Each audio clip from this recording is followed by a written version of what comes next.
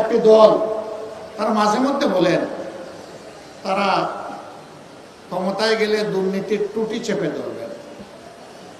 ভালো কথা। Charity always starts from home. ভালো কাজ নিজের ঘর থেকে শুরু করা লাগে। তাইলে যে 59 জন ভয়াবহ ঋণ খেলাপি, ঋণ ব্যাংক ডাকাত, এদেরকে আপনারা মনোনয়ন দিলেন কেন? এদেরকে বগলের নিচে আশ্রয় দিয়ে এমপি বানিয়ে আপনারা করবেন দুর্নীতি দমন। এগুলা শুনলে পেঁচায়ও হাসবে। জনগণ এগুলো বুঝে। প্রিয় সম্মানিত ঢাকা 11বাসী, বারবার 12 তারিখ ফিরে আসবে না। 5 আগস্টের অসম্পূর্ণ কাজ সম্পন্ন করার দিন হচ্ছে আগামী 12 তারিখ। 5 আগস্ট যে আকাঙ্ক্ষা নিয়ে রক্ত দিয়েছিল আমাদের সন্তানেরা, ভাইয়েরা, বোনেরা, শিশু, বৃদ্ধ, আবাল বনিতা, ওই রক্তের ঋণ পরিশোধ করার দিন হলো 12 তারিখ। এই রক্তের সাথে যারা বেইমানি করবে, ইতিহাস তাদেরকে ক্ষমা করবে না। সারা বাংলাদেশ এখন জেগে উঠেছে। তরুণ যুবকেরা তাদের দৃষ্টিভঙ্গি জানিয়ে দিয়েছে। তারা বলে দিয়েছে আমরা পুরোনো বন্দোবস্তে আর নাই। বাস্তবতা রাজনীতি আর ফিরিয়ে আনতে চাই না। নতুন বাংলাদেশ আমরা দেখতে চাই। বাংলাদেশে নতুন রাজনীতির উত্থান চাই। ইতিমধ্যে এই রায় যুব সমাজ দিয়ে দিয়েছে। এখন জনগণের দায়িত্ব, আগামী 12 তারিখ জনগণ ইনশাআল্লাহ সেই রায় দেবে। জনগণ দুর্নীতিকে লাল কার্ড দেখাবে। জনগণ চাঁদাবাজদেরকে লাল কার্ড দেখাবে। জনগণ মামলাবাজদেরকে লাল কার্ড দেখাবে। জনগণ দখলদারদেরকে লাল কার্ড দেখাবে। জনগণ আধিপত্যবাদের গুলামদেরকে লাল কার্ড দেখাবে। আবরার ফাহাদ, আবু সাইদ, সাদি, হাদি, আমরা তোমাদের কাছে আর তোমাদের বন্ধুদের কাছে আমরা বড়ই ঋণী। আমরা কথা দিচ্ছি ইনশাআল্লাহ তোমাদের আকাঙ্ক্ষার নতুন বাংলাদেশ হলে, এ দেশ এবং জনগণের সেবা করার সুযোগ পেলে তোমরা যেমনটা চেয়েছিলে আমরা তেমনটাই যৌবনদীপ্ত বাংলাদেশ গড়ে তুলব ইনশাআল্লাহ। এই বাংলাদেশ যুবকদের হাতে আমরা তুলে দিতে চাই। আমরা যুবকদের হাতে বাংলাদেশের দায়িত্ব দিতে চাই। আমরা বেকার ভাতা দিতে চাই না। 24-এর যুবকেরা কোথাও গিয়ে কারো কাছে বলে নাই দে দে বেকার ভাতা দে, স্লোগান দিয়েছিল কেউ? তাইলে আজকে বেকার ভাতার কথা উঠে কেন? আমি মনে করি যেই সন্তানেরা সেদিন চিৎকার দিয়ে বলেছিল আমাদের অধিকার দাও, আমাদের হাতে আমাদের ন্যায্য কাজ তুলে দাও, তাদেরকে বেকার ভাতা কথা বলার মানেই হচ্ছে যুব সমাজকে অপমান করা। যুব সমাজ, আপনারা সেই অপমান সহ্য করতে রাজি আছেন? আপনারা বেকার ভাতা চান না কাজ চান? কাজ চান? এটা যারা চান তারা একটু হাত তুলেন। ও মাশাআল্লাহ, সবাই যুবক। তাইলে এই স্টেজে আমরা যারা আছি আমরাও যুবক। আমরাও সামিল হয়ে গেলাম যুবকদের সাথে ইনশাআল্লাহ। সম্মানিত ভাইরা, 10 টাকা শের ধরে চাল খেয়ে এখনো পেটের ভিতর গরম রয়েছে, ফাঁপা যায়নি। এখন আবার নতুন করে এই কার্ড সেই কার্ড, গাঁটে গাঁটে কার্ড। এই সব কার্ড হইল ভুয়া কার্ড। যেমন 10 টাকা দরের চালের আশ্বাসটা ছিল ভুয়া, এই কার্ডগুলো হইল সেই রকম ভুয়া। এই সব ভুয়া কার্ডকে আগামী 12 তারিখ জনগণ ইনশাআল্লাহ লাল কার্ড দেখাবে। এরপরে যে বাংলাদেশ জনগণের আকাঙ্ক্ষার ভিত্তিতে মহান আল্লাহর ইচ্ছায় গড়ে উঠবে, সেই বাংলাদেশে ইনশাআল্লাহ এই সমস্ত সামাজিক অপকর্ম চলতে দেওয়া হবে না। ন্যায় বিচার ইনশাআল্লাহ কায়েম হবে। বিচার এক একজনের জন্য এক এক রকম হবে না। সাধারণ একজন মানুষ অপরাধ করলে ওই নির্দিষ্ট অপরাধের জন্য বিচার করে তার যে শাস্তি হবে, দেশের প্রেসিডেন্ট, প্রধানমন্ত্রী একই অপরাধ করলে তাদেরকেও ছাড় দিয়ে কথা বলা হবে না। একইভাবে তাদেরকেও বিচারের আওতায় আনা হবে, আসতে হবে। সেই দিনই ন্যায় বিচার কায়েম হবে ইনশাআল্লাহ। অপরাধে কারো কোনো দায় মুক্তি নেই। অপরাধ করেছে, অপরাধীকে শাস্তি পেতে হবে। যে দেশের টাকা লুণ্ঠন করে যারা বিদেশে পাচার করেছেন, তারা সহজেই টাকা ফেরত দিবেন আমরা জানি, কিন্তু এটা কার টাকা? এটা কি তাদের বাপদাদার টাকা? এটা 18 কোটি মানুষের টাকা। আজকে জন্ম নেওয়া শিশুর টাকা, ফুটপাতে হাত পেতে মানুষের কাছ থেকে যে ভাই বোন ভিক্ষা করে, এটা তাদেরও টাকা।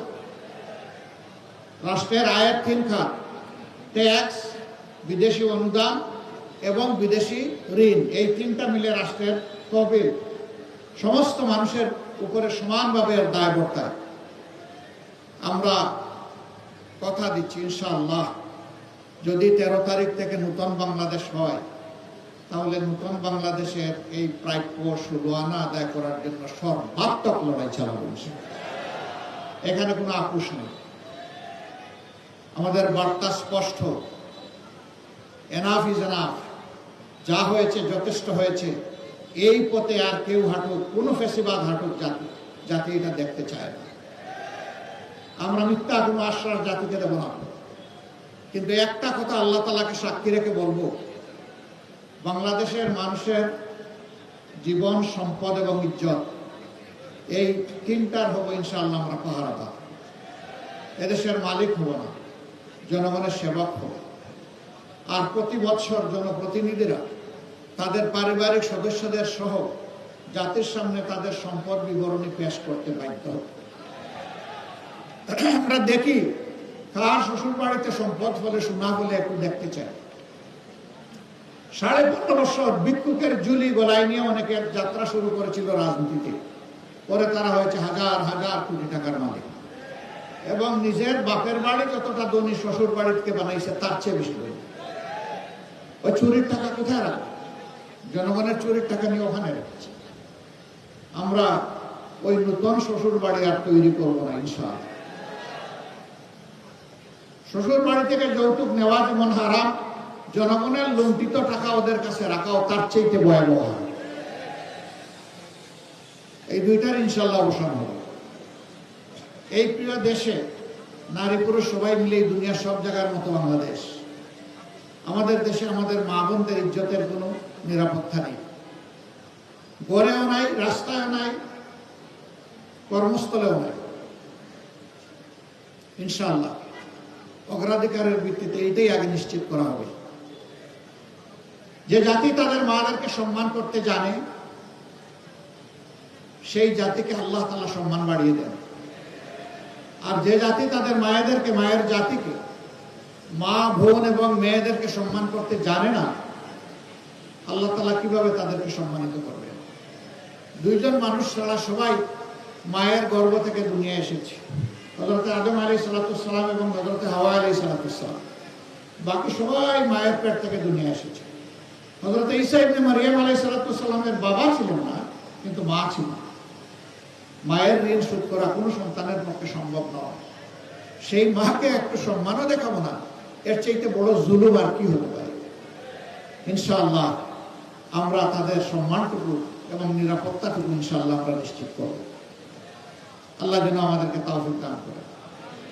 যুবক বন্ধুরা, তোমরা তৈরি হয়ে যাও বাংলাদেশের দায়িত্ব গ্রহণ করার জন্য। আজকে যে নাহিদ ইসলামকে এখানে আমরা প্রার্থী করেছি, এই নাহিদ ইসলামরা ইনশাআল্লাহ আগামীতে বাংলাদেশ নামের উড়োজাহাজ যেটা, ওইটার ককপিটে ওদেরকে পাইলট হিসাবে, ক্যাপ্টেন হিসাবে বসাই দিয়েছে। আর আমরা গিয়ে পিছনের সিটে প্যাসেঞ্জার হিসাবে বসবো।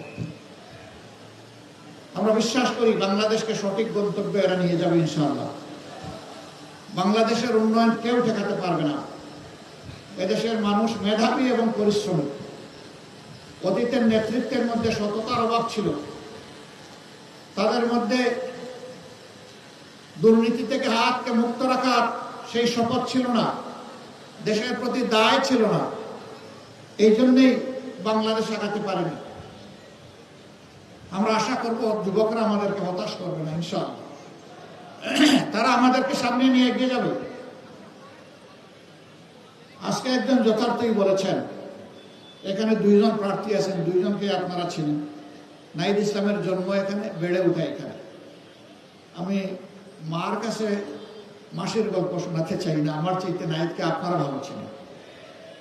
কিন্তু এটা বলতে চাই, ইনশাআল্লাহ ইনসাফের বাংলাদেশের পক্ষে জনগণের রায় আল্লাহর মেহেরবানিতে যদি অর্জিত হয়, তাইলে সেই সরকারে অবশ্যই নাহিদ ইসলামকে আপনারা একজন মন্ত্রী হিসাবে দেখবেন।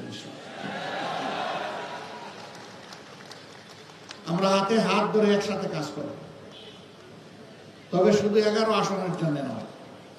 আমরা বাংলাদেশের 56,000 বর্গমাইলের প্রতি ইঞ্চি মানুষ আর 18 কোটি মানুষের প্রত্যেকের হকের উপরে আমরা পাহারাদারি করবো ইনশাআল্লাহ।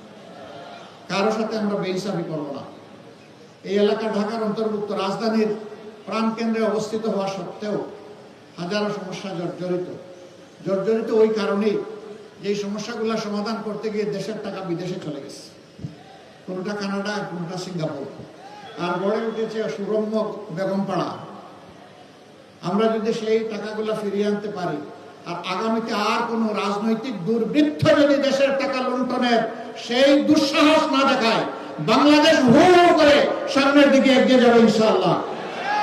এই জাতির ভাগ্য বদলের জন্য 5টি বছর আমরা মনে করি যথেষ্ট। এরপরে বাংলাদেশ রাস্তা খুঁজে পেয়ে যাবে এবং সেই মহাসড়ক ধরে ইনশাআল্লাহ বাংলাদেশ এগিয়ে যাবে সামনের দিকে। আমরা আপনাদেরকে ওরকম কোনো আশ্বাস দেব না, এখানে যেটা আছে তাই দিব, যেটা নাই ওটা অন্যভাবে বলবো, এগুলা নাই। আমরা কোনো ভুল বল আশ্বাসে নাই। যা বলবো ইনশাআল্লাহ আল্লাহর উপর ভরসা করে সেইটাই করার চেষ্টা করবো, জান প্রাণ দিয়ে। যেভাবে জুলাই এনে দিয়েছে আমাদের সহযোদ্ধারা জান প্রাণ দিয়ে, সেইভাবে আগামীর দায়িত্ব আমরা পালন করবো ইনশাআল্লাহ জান প্রাণ দিয়ে। আসুন, একটা বেইনসাফি মুক্ত, জুলুমবাজ মুক্ত, চাঁদাবাজ মুক্ত, দখলবাজ মুক্ত, মামলাবাজ মুক্ত, আধিপত্যবাদ মুক্ত একটা ন্যায় ইনসাফের মানবিক বাংলাদেশ গড়ার জন্য আমরা হাতে হাত, কাঁধে কাঁধ মিলিয়ে সামনের দিকে এগিয়ে যাই। আল্লাহ আমাদেরকে তৌফিক দান করুন। এবার আমি 11 দলের পক্ষ থেকে আমাদের স্নেহভাজন জাতীয় নাগরিক পার্টির আহ্বায়ক, জুলাইয়ের সেনাপতি, তার হাতে আমরা 11 দলের প্রতীক আমরা তুলে দেবো ইনশাআল্লাহ।